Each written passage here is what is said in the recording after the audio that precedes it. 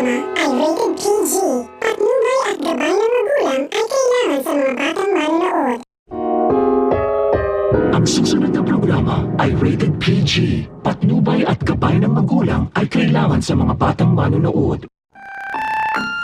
Ang susunod na programa ay rated PG.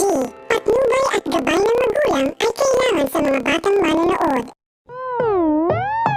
Ang susunod na programa ay rated PG. Patnubay at gabay ng magulang ay kailangan sa mga batang manonood. Ang susunod na programa ay rated PG. Patnubay at gabay ng magulang ay kailangan sa mga batang manonood.